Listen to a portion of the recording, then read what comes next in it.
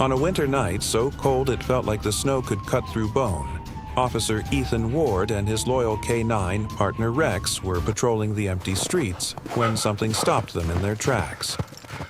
Under a flickering street lamp stood a young black woman in a drenched maid's uniform, trembling as if she had outrun her own shadow.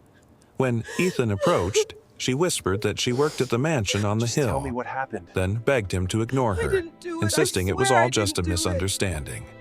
But as she hurried away, something slipped from her hands and fell to the ground. Please. Ethan bent down and froze. It was a stolen, intimate photograph of her, taken without her consent. Rex growled low, staring after the woman as if sensing a danger far darker than the storm around them. And that was the moment Ethan realized. This was no misunderstanding at all. Before we dive in, please take a moment to subscribe to our channel and leave a like. Your support truly means the world to us. And tell us where you're watching from. Drop your country in the comments below. Let's see how far this story can travel. Hey there, are you okay? Rain drifted through the narrow street like a thin silver curtain, soft enough to veil the pavement but cold enough to settle into the bones of anyone walking alone at this hour. Officer Ethan Ward, a SWAT operator reassigned to night patrol for the week, moved through the mist with the steady, disciplined gait of a man who had lived too long with ghosts. Ethan was in his mid-30s, tall and powerfully built, with a square jaw shadowed by 2 days of stubble and storm-gray eyes that carried the tired steadiness of someone who had survived more firefights than he cared to count. His hair, dark brown cropped short, was beginning to show strands of premature gray at the temples, a reminder of a past deployment where he had lost a teammate he never spoke about. The loss lingered like a quiet wound inside him, shaping him into a man who paid attention to things others missed. Beside him padded Rex, a 5-year-old German Shepherd K-9 with a broad chest, thick tan and black coat, and stern, intelligent amber eyes. Rex had the muscular confidence of a trained working dog, but tonight his ears twitched restlessly, nose tilted toward the damp air as if something just beyond human perception had snagged his attention. Ethan noticed the dog's tension immediately. Rex rarely reacted without reason. As they approached the dimly lit corner near an old brick laundromat, Ethan spotted a figure curled up beside an overflowing trash bin.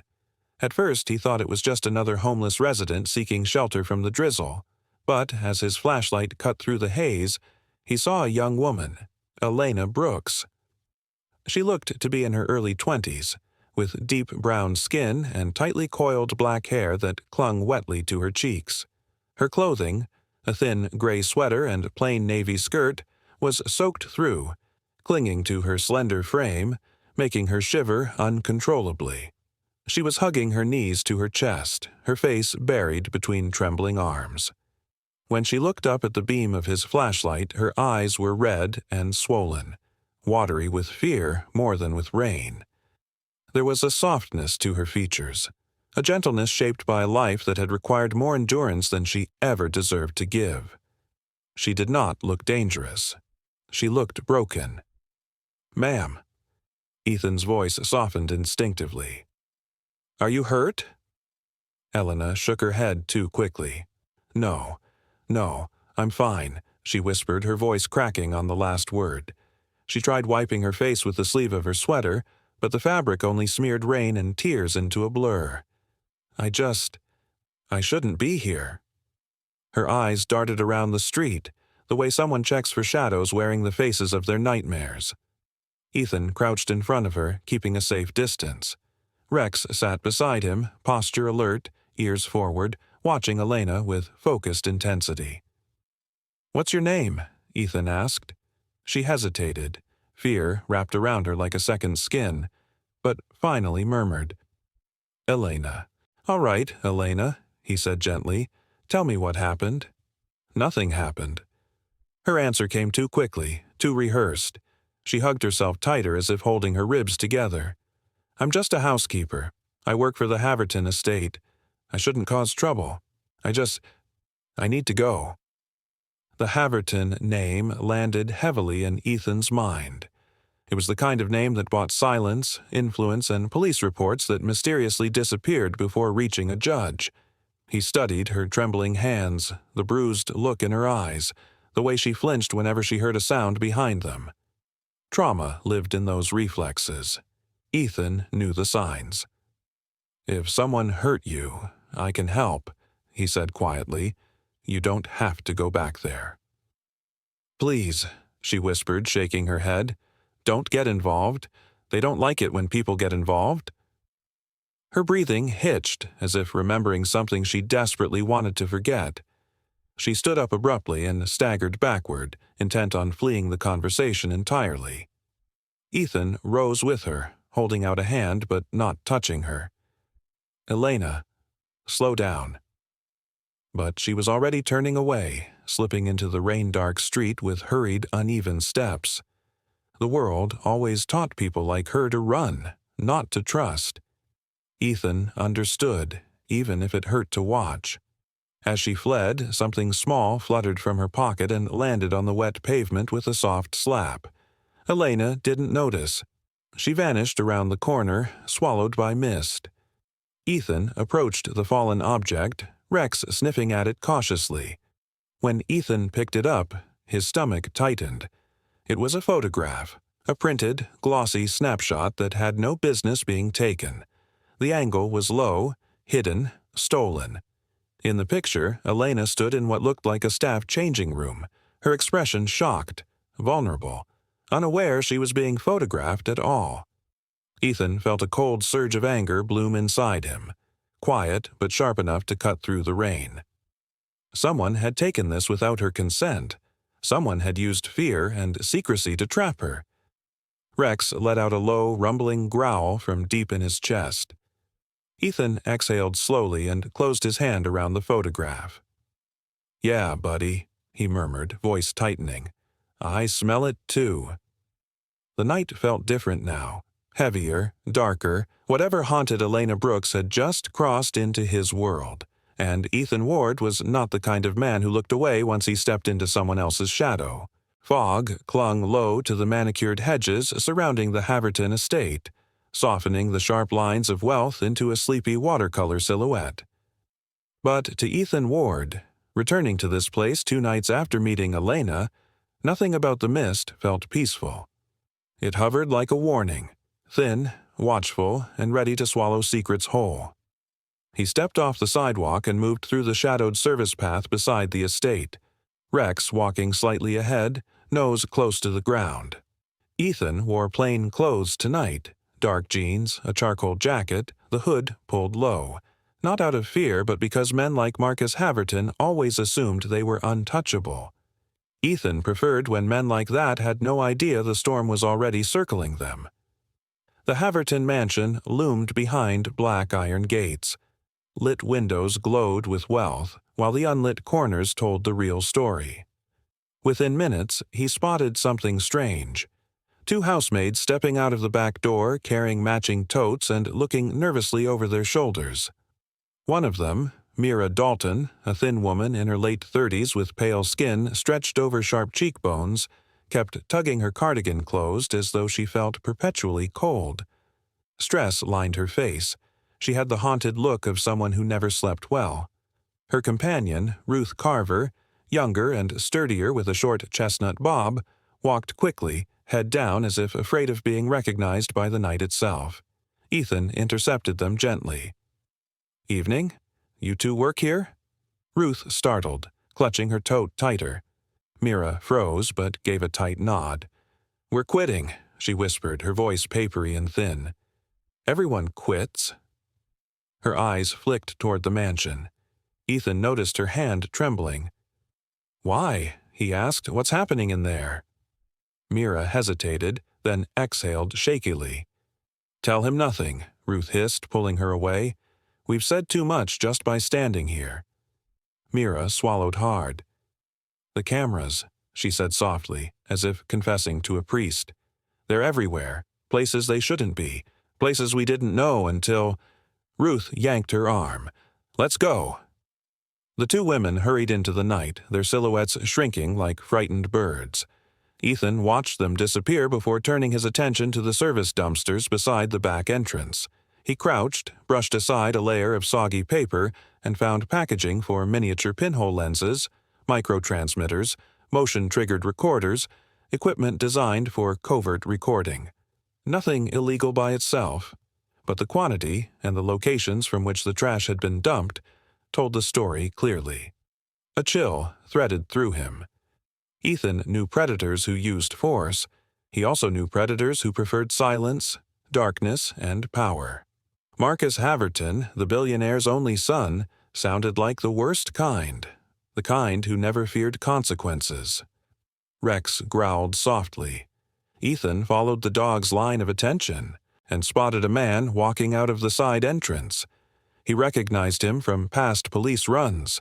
Jared Lott, mid-40s, a former Haverton estate manager who had resigned without explanation last year. Jared looked different now, hollowed out. His sandy hair was longer and disheveled, his eyes ringed with sleepless shadows. He carried himself like a man who kept expecting to hear footsteps behind him. Ethan approached slowly. "Jared, you remember me?" Jared flinched until he recognized Ethan's face, then exhaled in relief. "Ward. Yeah, I remember. Heard you used to work here." Jared's jaw clenched. "I don't anymore." Ethan kept his tone calm, patient. "Why'd you leave?" Jared looked down at his hands. Rough, calloused, fingernails bitten to stubs. "He called me to his private lounge. Marcus." The name twisted in Jared's throat. Said he needed help handling a delicate matter. When I walked in, he was cornering one of the junior maids, shaking, crying. He told me to delete some footage and clean up. After that, his voice cracked. I couldn't stay. Ethan felt a cold weight form inside him. Did anyone report him? To who? Jared laughed without mirth. Everyone here knows. People vanish from payroll quietly. New hires appear. Marcus always gets what he wants. Jared backed away suddenly, fear returning to his eyes. Don't ask me more. I don't want trouble. And he hurried off, shoulders hunched tight as if shielding himself from invisible fists. Ethan knew that posture well. It was the posture of someone who had escaped hell but carried the smoke in his lungs forever. He and Rex continued circling the estate until he found fresh tire marks by the back gate. Shallow, rushed, like someone had peeled out in fear. Elena's escape route. He pictured her trembling in the rain and the terrified apology in her voice when she said, "Don't get involved." She didn't mean it as a warning. She meant it as a plea born from experience. Rex nudged Ethan's leg. When Ethan turned, he noticed something glinting between the bricks near the utility shed. He knelt and pulled out a shard of glass no larger than a coin. Not ordinary glass, lens glass. Deliberately smashed. Possibly from a tiny camera. He bagged it instinctively. Detail by detail, story by story, the pattern emerged like a puzzle of cruelty. Rotating maids, discarded spy equipment, a frightened ex-manager, and a woman in the rain carrying secrets that weighed more than her body. Marcus Haverton wasn't just using power, he was hunting with it. And now Elena was somewhere alone, afraid, and running out of places to hide. Ethan straightened, pocketing the evidence, and gave Rex a nod. "We find her," he said. Rex barked once, sharp, ready. As they stepped away from the estate, Ethan felt something tighten behind his ribs. A conviction. He would not let Elena disappear like the others. Tonight, he would find her again before Haverton's shadow did. The morning light in the old apartment district was thin and colorless, stretching weakly through the dusty windows of the rundown building where Elena had taken refuge. Ethan Ward stood in the doorway of her small rented room, Rex at his side, watching her pack in frantic motions. The room itself was barely large enough for a bed and a cracked wardrobe, yet Elena moved as if every shadow inside it were reaching for her. She stuffed a few folded shirts into a duffel, her hands trembling so hard she dropped them twice. Elena Brooks looked even smaller in the pale daylight. Her curls were tied back hastily, wet streaks running through the loose coils like marks left by shaking fingers. Her face was drawn, hollowed by fear that had stretched through too many nights. She kept glancing at the window as though expecting someone to break through at any moment. The thought of fleeing had clearly consumed her. "Elena," Ethan said gently, stepping farther inside. She froze at the sound of his voice, staring at him with the wide, darting eyes of someone who had reached her limit. He pulled something from his jacket pocket. The photograph she had dropped that first night now kept safe inside a clear evidence sleeve. He didn't hold it up as a threat. He placed it softly on the rickety table beside her bag. "You didn't mean to leave this behind," he said, "but it tells me enough." She pressed a shaking hand to her mouth, tears building instantly. "I didn't want anyone to see that," she whispered. "I can't. I just want to disappear." Ethan shook his head quietly. "Elena, you don't deserve to disappear, and this wasn't your fault." Rex let out a low, compassionate whine, stepping closer until he sat right beside her, big amber eyes fixed on her with canine understanding. She reached down and brushed her fingers across his fur, a small comfort in a collapsing world. Ethan crouched so his eyes matched hers. "Marcus isn't just doing this to you. He's done it to others. You know that. And he'll do it again." She nodded weakly. "I know. But the Havertons, they own the city. They own everything." "They don't own me," Ethan said, his voice firm but calm. "And if we file a report now, while we still have the photo witness statements, there's a chance. Not a big one, but a chance." Elena looked at him for a long moment, her breath catching somewhere between fear and fragile hope. No one had ever stood between her and danger before. Not like this. Finally, she squeezed her eyes shut and whispered, "Okay, I'll do it. I'll report him." Ethan stood. "Get your jacket," he said softly. "I'm with you." They drove to the precinct in silence, Elena's hands twisting anxiously in her lap. The Savannah Police Department sat beneath a large, sun-bleached municipal sign, its cracked concrete steps worn by decades of indifferent footsteps. Inside, the reception smelled of old paper and burnt coffee. At the front desk stood Chief Raymond Kessler, a man whose bulk filled the small counter space. He was in his mid-50s, with graying blonde hair slicked back too neatly, and a face that seemed carved into permanent irritation. Deep lines framed his mouth, lines made not by stress but by years of dismissing people beneath him. His pale blue eyes lifted lazily when Ethan approached. "Ward," Kessler grunted. "What brings SWAT to my front desk?" "She needs to file a report," Ethan said, his tone flat but respectful. "Serious harassment. Possibly predatory coercion." He stepped aside so Kessler could see Elena properly. She forced herself to straighten, though her knuckles were white around the strap of her bag. Kessler's gaze flickered to the photo sleeve Ethan placed on the counter. Something sharp and calculating passed through his eyes before he masked it behind a bored sigh. "And the accused?" he asked, already typing half-heartedly. "Marcus Haverton," Ethan answered. The reaction was instant. Kessler's fingers froze over the keyboard. The tension in his jaw hardened. Then he leaned back in his chair, folding his arms over his wide chest. "Ms. Brooks," he said slowly, "are you certain you're understanding the situation correctly? Sometimes these wealthy households, misunderstandings happen." Elena swallowed. It wasn't a misunderstanding. The Haverton family, Kessler interrupted, raising a hand, has been a pillar of this city for generations. They contribute millions to community programs, veterans' charities, police outreach. He gave Ethan a pointed look. "Your department, Ward, benefits from those contributions." Ethan's jaw flexed. "With respect, sir, this isn't about contributions. It's about a crime." Kessler didn't bother acknowledging him. He opened a drawer, grabbed a pale yellow folder, slid Elena's written statement and the photo sleeve inside, then placed the folder in a bottom cabinet drawer labeled Archive. Hold. It was the kind of drawer that swallowed cases forever.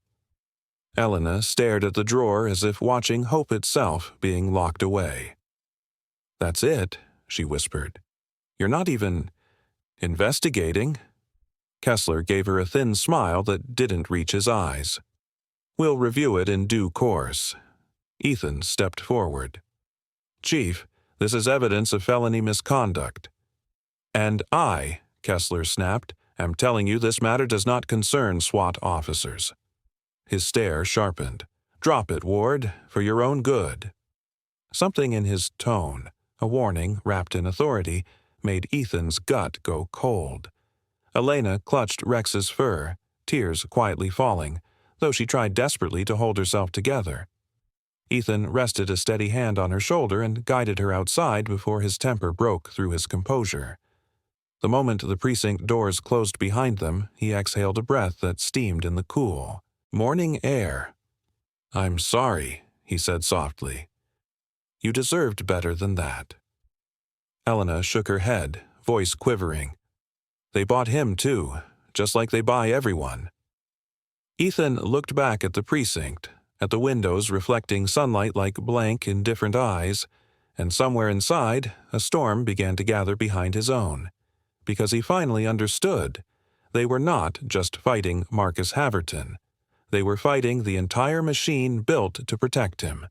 Night settled over the quiet neighborhood like a heavy velvet curtain, muffling the distant city noises until only the chirp of crickets and the low hum of street lamps remained.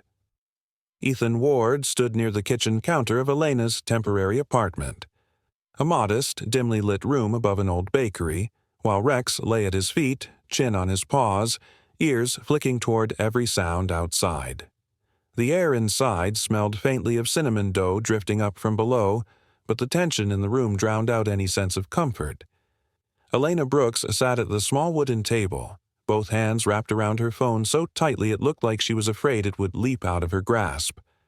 Her eyes were wide, rimmed red from earlier tears, and her posture stiff with dread. When the phone vibrated again, she jolted as though struck. I have to answer," she whispered, voice thin. Ethan gave a slow nod. "Put it on speaker." Elena swallowed hard and tapped the screen. A smooth male voice, practiced and oily, filled the room instantly. "Miss Brooks," the caller drawled, "I trust you understand the seriousness of your situation." The voice belonged to Adrian Cole, the Haverton family attorney, a man notorious in legal circles for his ruthlessness. Though Elena had never seen him in person, his reputation preceded him. Adrian was in his early 50s, tall, unnervingly immaculate, with a narrow face framed by perfectly combed silver hair. His cold green eyes were the kind that weighed and priced people rather than looked at them. His suits were rumored to cost more than an average worker's yearly wages. His voice alone carried the charm of a serpent lounging in the sun. "The report you filed today," Adrian continued, "must be withdrawn immediately. Marcus is embarrassed. The family is disappointed. They are, however, reasonable people." Elena's breath hitched. "I told the truth," she managed. "Then here is the truth you need to understand," Adrian replied, tone sharpening like a hidden blade. "If you withdraw the report tonight, the Havertons will compensate you generously, enough to better your circumstances. But if you do not—" He let the silence stretch. Elena trembled. Ethan clenched his jaw. "We will pursue a defamation suit. We will contact your landlord. We will notify future employers of your instability. You will find doors closed everywhere, permanently." Elena gasped as if struck. "Please don't. I haven't done anything wrong." "You've inconvenienced powerful people," Adrian corrected coldly. "That alone is wrong enough." The call ended abruptly, leaving a frigid silence in its wake. Elena bowed her head into her hands and sobbed silently. shoulders shaking as the weight of threats crushed the last fragments of her composure. Ethan stepped close, placing a steady hand on her back. "They want you terrified," he said softly. "That's how they keep people quiet." She lifted her tear-streaked face. "I can't lose my home again. I can't lose everything. Ethan, maybe I should just—" "No," he interrupted, voice low but firm. "You're not giving up." Rex rose to his feet suddenly, posture rigid. His head snapped toward the front window. A rumbling growl rolled from deep in his chest. Ethan turned sharply, instincts flaring.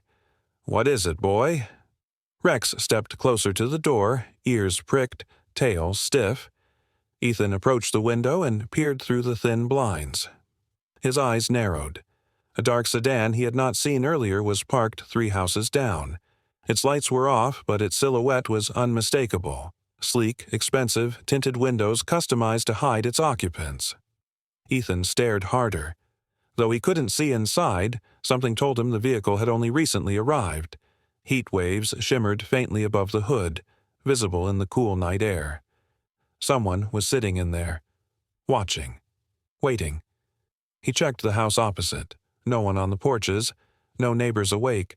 Quiet street. Too quiet. Something tightened inside him. "Elena," Ethan said, keeping his voice controlled. "Gather your things. We're leaving." What's wrong?" she whispered. "They're here," he murmured. "Not Marcus, not the lawyer, someone lower down the ladder, someone who does dirty work quietly." Elena's eyes widened in terror. Ethan placed both hands gently on her shoulders. "Listen to me. You're safe as long as you're with me, but we can't stay here." Rex barked once, short, urgent. Ethan grabbed Elena's duffel, slung it over his shoulder, and guided her out the back exit of the building. They took the narrow alley behind the bakery, moving quickly but silently. "Where are we going?" Elena whispered. "Somewhere they won't expect," Ethan answered, "and somewhere they can't follow." After a 10-minute walk through the maze of the back streets, Ethan reached his truck, a plain black vehicle that blended easily into the night. He opened the door for her. "Get in." She slid into the passenger seat, Rex jumping in the back. As Ethan circled around to the driver's side, he cast a final look at the dark street behind them. A figure had stepped out of the sedan now, tall, wearing a hooded jacket, posture stiff. Too far to make out details, but enough to confirm the truth. They had been watched. Hunt was coming, and Ethan Ward had just stepped onto their radar. He climbed into the truck and shut the door. "We're not running anymore," he said, eyes cold as steel. "Tonight we start planning how to end this." And as the truck pulled away, the sedan's engine rumbled to life behind them. Ethan didn't look back, but he knew the game had changed. A hush covered the city long after midnight, the kind of heavy, breathless quiet that felt almost staged, as though the world itself were holding still before something broke loose. Ethan Ward moved through that silence like a darker shadow, slipping along the narrow back alley behind Elena's former rental room. The streetlights were dim here, half of them flickering, the others dead completely. It was the kind of forgotten block where trouble hid well, and where men sent by the Haverton family could operate without witnesses. He paused at the door of Elena's old unit. The landlord had already leased it to someone else on paper, but no one had moved in yet. Ethan had asked Elena for her old spare key earlier, telling her he needed to double-check something. He didn't tell her the truth, that he knew, without question, the Haverton men would return tonight. Predators always went back to the scent of fear. "Stay close," Ethan whispered to Rex. The German shepherd pressed against his thigh obediently. At nearly 6 years old, Rex carried his power quietly. His muscular shoulders and deep chest shifted smoothly under his black and tan coat, eyes sharp and glowing faintly in the dim light. He was trained to track, to bite, to defend. But what made him exceptional wasn't force. It was the uncanny instinct to sense danger moments before humans could. Tonight, his body was rigid, alert, ready. Ethan slipped inside the dark apartment, closed the door without a sound, and exhaled carefully. He removed his hood, revealing tired eyes and a grim focus carved into his features. The room still held traces of Elena, an abandoned hair clip near the radiator, the faint scent of lavender detergent in the air, but he pushed emotion aside. Tonight wasn't about memory. Tonight was about bait. Ethan went to work immediately. He pulled out a small black case from his jacket, opened it, and revealed 3 micro cameras the size of fingernails. He placed one inside the air vent opposite the door, angling it downward for a full-room view. The second he wedged into a hollow spot beneath the crooked kitchen shelf. The third he placed in the corner near the bed frame, tucked behind a loose strip of wallpaper. Finally, he installed a slim sensor alarm, a silent alert that sent only a vibration to the receiver in his pocket, not loud enough to scare away intruders, just enough to warn him. The entire setup took less than 15 minutes. Years in SWAT had taught him how to turn a hostile location into a trap. When he finished, he crouched beside Rex and whispered, "Now we wait." Hours passed in thick silence. Ethan remained hidden in the supply closet of the apartment directly across the hall, Rex pressed against his leg like stone. Not a single sound escaped them. At 2:16 a.m., the vibration hit Ethan's pocket. The sensor had triggered, and almost instantly, footsteps. Heavy, fast, confident. 3 sets. They stopped outside Elena's old door. A metallic click echoed in the hall as someone inserted a keycard or lockpick tool. Ethan pressed his eye to the crack in the closet door. 3 men slipped inside Elena's room. They wore black jackets, gloves, and full hoods, professional enough to avoid leaving hair or prints. The leader was tall, broad shoulders, moving with the rigid posture of someone used to giving orders. The second man was shorter, but built like a brawler. Thick forearms, neck barely visible from muscle.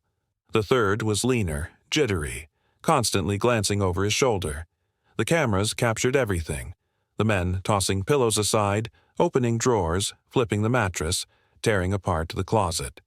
One muttered, "Hurry, Cole wants this done tonight." Ethan's jaw tightened at the name. Adrian Cole, the lawyer who had threatened Elena. They found nothing Elena had left behind, but they still wreaked havoc, kicking over shelves, pulling down the curtain rod, ripping out the remains of an electrical outlet as if searching for hidden evidence. And then the big one spoke. "Forget searching. Burn the place or trash it." Lawyer said, "No trace." The girl can't have anything left linking to the brat. The leader pulled out a metal pry bar. "Wreck it. Then we wash the prints." That was enough. Ethan slipped out of the closet, silent as the dark itself. Rex followed, muscles coiled. Ethan pushed open the apartment door fast and hard. "Police!" Ethan's voice cracked like a whip. The intruders spun around, too slow. Rex launched first, a blur of fur and fury. He slammed into the man with the pry bar, knocking him backward. The tool clattered across the floor. Rex's teeth locked onto the man's forearm, a deep bite that drew a roar of pain. Ethan moved even faster.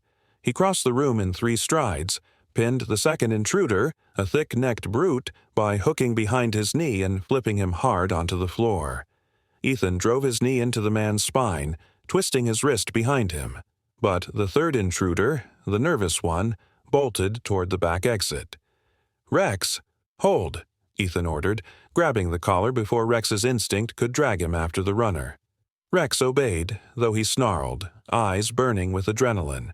The man Ethan held down bucked violently, smashing his elbow backward into Ethan's ribs. Pain shot across Ethan's side as 2 men scrambled toward the door. The leader yanked the injured man free from Rex's grip, dragging him out with panicked strength. "Move! Move!" he shouted. They sprinted through the hallway, stumbling over each other, disappearing into the night. Ethan lunged after them, but the pain in his ribs pulled sharply, enough to slow him. He stopped at the top of the stairwell, fists clenched as he watched their silhouettes vanish into the darkness. "Cowards," he muttered, but Rex tugged sharply on his pant leg. Something lay on the floor near the broken lamp the intruders had smashed. Earlier, a phone. Black, cracked at the corner, not Ethan's, not Elena's. Dropped in panic, he picked it up and turned it over. The lock screen lit up. 24 unread messages. The preview showed names he recognized too well. Adrian Cole. Clean everything. No hesitation. Unknown number. Remove all ties to the girl. No trace. A treasure trove of evidence dropped right into his hands. Ethan bagged the phone in an evidence sleeve, then retrieved the micro SD cards from the hidden cameras. All three had captured excellent footage. Forced entry, destruction, assault, intent to cover up a crime. Enough to break the story wide open. Later that morning, Ethan drove across town to meet Daniel Price, an independent lawyer and one of the few people Ethan still trusted. Daniel was a man in his early 40s with a lean academic frame, salt-and-pepper hair always slightly unkempt, and black-rimmed glasses that gave him a gentle, thoughtful air. But beneath the calm exterior lived a razor-sharp intellect sharpened by years of fighting corporate corruption. Trauma made him leave a prestigious firm years ago, after a whistleblower case he filed caused his mentor to be threatened. He never forgot it. Never forgave it. Ethan handed him the phone and the footage. "I need you to dig into Haverton finances," he said. Quietly. Daniel's eyes hardened. "You think this goes deeper than harassment?" "Much deeper." Daniel stayed up through the morning running analysis, cross-referencing records through old contacts in accounting. When he returned to Ethan's temporary hideout that afternoon, he looked grim. "You were right," Daniel said, dropping a thick folder onto the table. Inside were spreadsheets, transaction logs, and marked irregularities highlighted in red. Shell companies. Fake invoices billed to non-existent vendors. And this. He pointed to a page showing donations to the Haverton Veterans Relief Fund.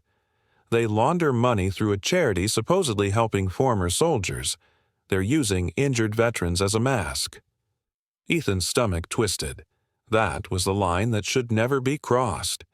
Enough to bury them. Enough to bury the whole empire, Daniel said, if the right people see it. Ethan nodded slowly. They will. But he also knew the Haverton family wouldn't go down quietly. Tonight proved that, and the war had only begun. The morning of the Haverton Foundation's grand event dawned with a brittle, glassy brightness, sunlight glinting off mirrored skyscraper windows and bouncing across the harbor like scattered shards of gold. It was the kind of calculatedly perfect day the Haverton family preferred for showcasing their supposed benevolence. Yet beneath the crisp air and polished marble of the Savannah Civic Hall, tension pulsed like a taut wire ready to snap. Ethan Ward arrived early, dressed in a simple charcoal suit that could blend anywhere among the crowd, his broad shoulders stretched beneath fabric that barely softened the soldier beneath. His jaw was freshly shaven, sharpening the already angular planes of his face. The only clue to the storm simmering inside him was the cool steel in his gray eyes. Rex walked beside him, wearing a black K9 vest marked with his unit insignia. His ears were high, steps silent, tail level, a dog on duty. To outsiders, he was only here as Ethan's assigned companion for public security. They had no idea he had also been a witness, a defender, and, tonight, a quiet sentinel. Inside the massive hall, chandeliers of crystal hung like frozen waves overhead, shining down on rows of white-draped tables filled with business sponsors, politicians, and uniformed veterans. Waiters in black vests moved elegantly around them, passing trays of champagne flutes that glittered beneath the lights. At the center of the stage, a massive digital screen displayed the Haverton Veterans Relief Fund logo, an American flag stylized into a dove's wings, a lie wrapped in patriotism. Ethan surveyed the room, noting every corner, every movement. He spotted Chief Raymond Kessler standing by the left aisle, his heavy frame wrapped in an immaculate Navy uniform he did not deserve. He laughed loudly with 2 city councilmen, but his eyes kept drifting nervously toward the entrance. Beside him stood his deputy, Officer Dean Mullery, a thin man with sandy hair and a narrow nose, glancing around with the jittery restlessness of someone waiting for an explosion. Near the front row, Marcus Haverton strutted in a tailored white suit, his blond hair slicked back too sharply, his handsome features twisted with entitlement. At his side was his father, Reginald Haverton, a man in his late 60s whose presence swallowed attention like a gravitational force. Reginald stood tall despite age, with silver hair perfectly combed back, a thick beard trimmed sharply, and cold, eagle-like blue eyes that missed nothing. His charcoal suit fit flawlessly, the ring on his left hand gleaming with a family crest older than some states. He exuded authority, money, hunger for admiration, yet beneath that polish, Ethan saw the rot. Daniel Price had taken care of the final touches that morning. The laptop hidden behind the stage lighting panel was connected, wired through a secondary channel that bypassed the AV team entirely. Everything was ready. Every file, every message, every hidden recording. Tonight wasn't merely a confrontation. It was an unmasking. Elena wasn't here, by Ethan's insistence. She was safe at a trusted friend's home outside the city, protected, finally breathing without fear. She had cried when Ethan said she wouldn't need to see any of this in person. She trusted him to bring the truth into the light. And he would. As the lights dimmed, a hush fell over the hall. Reginald Haverton stepped onto the stage to applause that rolled like thunder. He smiled, broad, paternal, false, and gripped the podium. "Ladies and gentlemen," he began, his deep voice rich with manufactured warmth, "today marks a milestone in our family's commitment to—" The lights snapped brighter, blindingly so. The screen behind him flickered. Reginald paused mid-sentence, eyes narrowing almost imperceptibly. Then the first video frame appeared. Not the charity logo, not a slideshow of grateful veterans. Instead, grainy footage of 3 masked men forcing open Elena's old apartment door. A collective gasp rippled through the hall. The room darkened with confusion. The footage played on in silent, horrifying clarity. The intruders tearing apart the room, the message preview popping on the dropped phone. "Erase everything. No trace." A. Coal-whispered murmurs turned into rising panic. Marcus blanched, stepping backward, the color draining from his face. Reginald's jaw tightened, but he maintained his composure until the next slide appeared. Accounting spreadsheets, fake invoices, shell companies, donation trails looping back to private Haverton accounts, and then the nail in the coffin, Haverton Veterans Relief Fund, misappropriation log, payments marked to non-existent rehab centers, transfers routed offshore, funds donated to companies owned secretly by the family, a complete map of laundering operations using injured veterans as human shields. Gasps turned into shouts. Phones raised, cameras flashed. Everything was being recorded now by dozens of media outlets. Ethan saw Chief Kessler freeze, sweat beading on his forehead. Officer Mullery stepped backward as if the room itself were collapsing around him. But the worst was yet to come. The screen flashed again. Photos, faces of young women, all staff from the Haverton estate. Terrified eyes, hidden camera angles, secret recordings. And finally, Elena's stolen photograph, carefully blurred but unmistakable in context. Marcus staggered forward.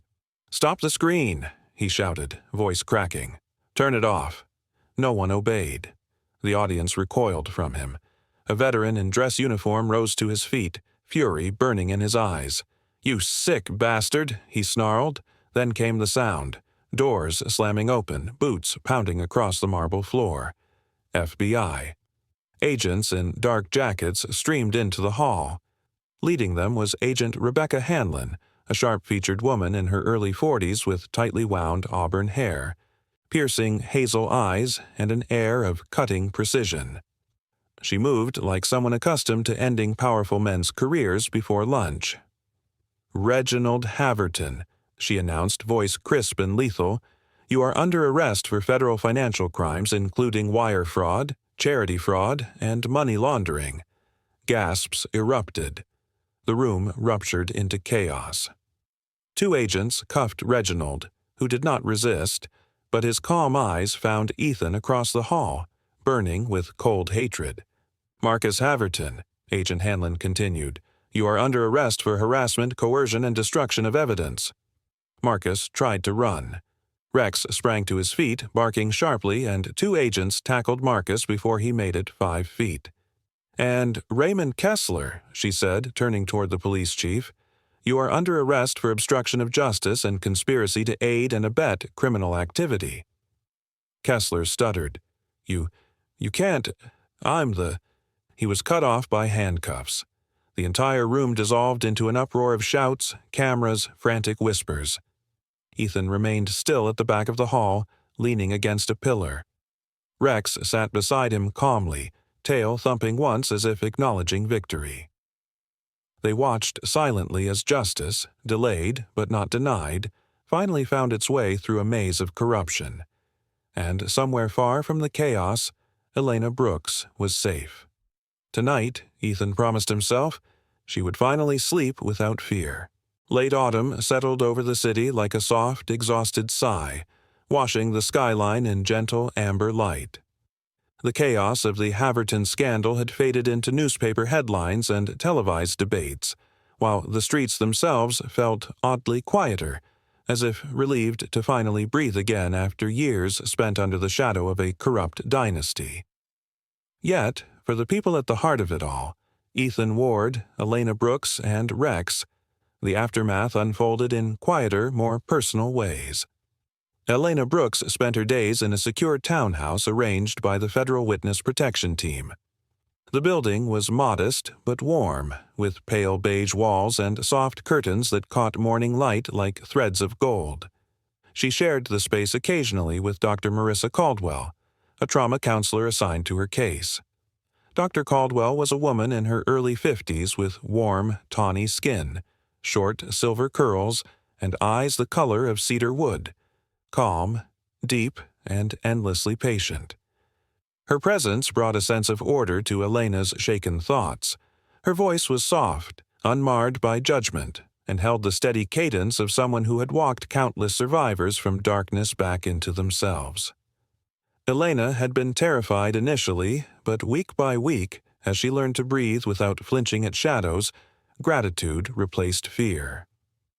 One afternoon after a session, Dr. Caldwell smiled and said, "You survived, something designed to break you, Elena. That means you get to define your life now, not them." Elena clutched that sentence like a lifeline. Meanwhile, Rex had become a legend. The Savannah K-9 unit held a ceremony in their small training field, next to an aging oak tree whose branches crooked outward like protective arms. Officers lined the grass, applauding as Rex, fur glossy in the afternoon sun, eyes bright with pride, trotted forward wearing a new polished collar. The chief of the unit, Captain Jonas Mercer, placed a bronze medallion around Rex's neck. Mercer was a tall man in his late 40s with a rugged jawline, salt-flecked beard, and a stern expression that cracked only around animals. He had a reputation for being tough on recruits but astonishingly gentle with every K-9 under his command. "For bravery, loyalty, and exceptional service," Mercer announced. Rex barked once, a crisp, proud sound that made several officers laugh. Ethan wasn't present. Not yet. He watched from outside the fence, leaning against his truck, hands in his pockets. The suspension had been humiliating, placed under administrative review, after unauthorized investigative procedures. That was the official phrasing. The truth, the department needed time to distance themselves before admitting Ethan had been right all along. 2 weeks later, when the FBI concluded its investigation, Ethan was cleared of all wrongdoing.